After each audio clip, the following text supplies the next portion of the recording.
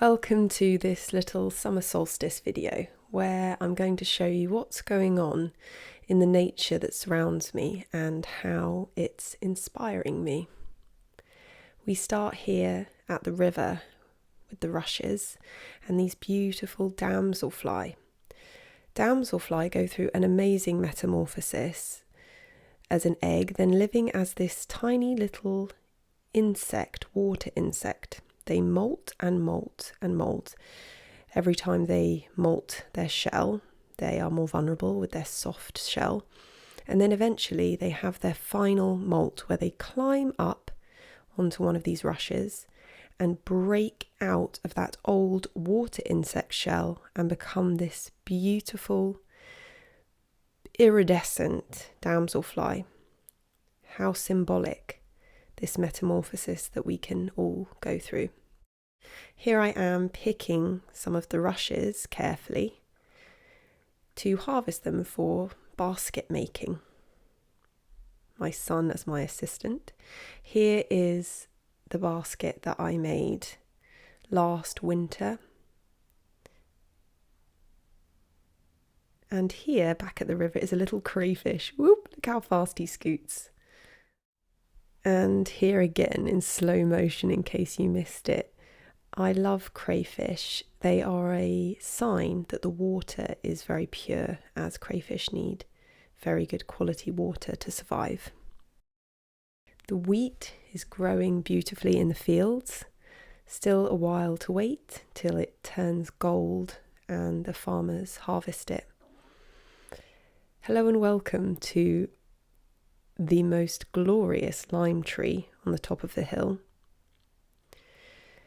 At this time of year, lime tree is in flower and the smell is absolutely glorious. I recommend at this time of year to find a tree to sit under and enjoy the fragrance.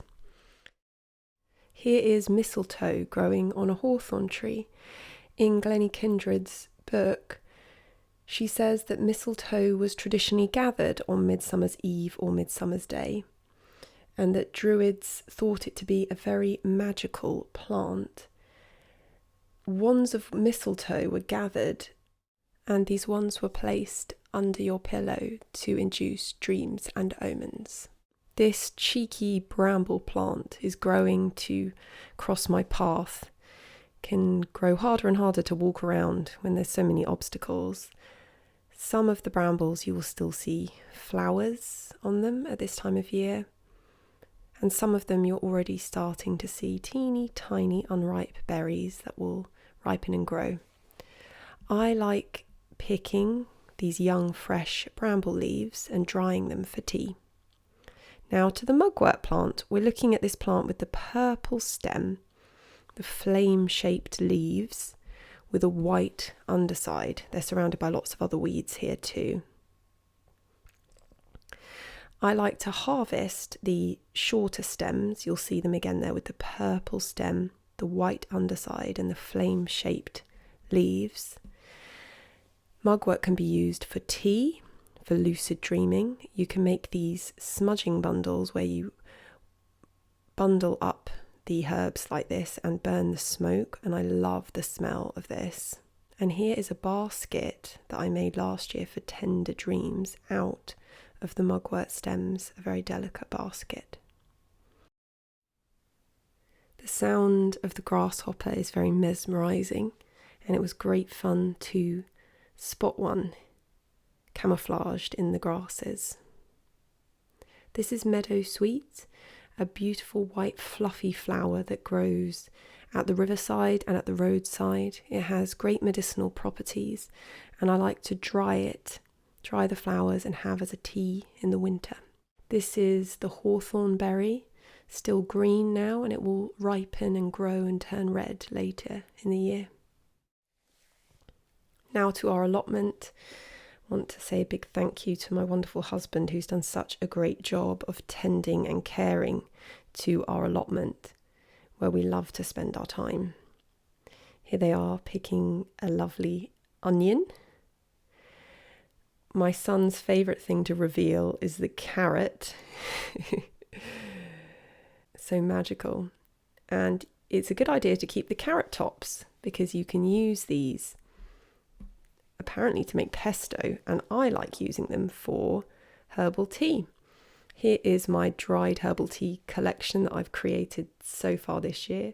Hawthorn blossom, strawberry leaf, blackthorn, wild plum, apple leaf, blackberry leaf, sage, and cleavers, that sticky plant. I like mixing these all up and making my own infusions. Here is the sage in our allotment. I like using this for the tea, as I just showed you. And I also like to bundle it up the same way as I did the mugwort and make these lovely smudging bundles so my house always smells smoky and planty. This is my first attempt at growing dahlias. Is it dahlias or dahlias? I always get confused. And they've got these lovely pom-pom flowers. This is the first flower that I've seen this year on this plant. And here are our courgettes. We've got a yellow variety of courgettes, and I'm looking forward to also eating the courgette flowers. You can stuff them with feta. I think that'll be really fun. And here are our garlic that grew over the winter drying out. My husband said that it's best to dry them in the shade so they don't get damaged by the sun, and also to keep them out of the rain. This little bed is my bed. I made this structure for my sweet peas to grow up, but they aren't doing that well. They're quite small and I haven't seen any flowers yet. My neighbour already has some lovely flowers on his sweet peas.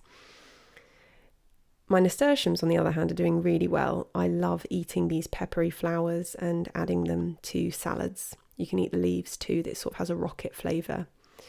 Here is my son nibbling on a nasturtium flower. And these are our peas from our allotment. There we go. That was our summer solstice observations. I hope you had a lovely summer solstice and that you learnt something interesting from this video. Love always wins.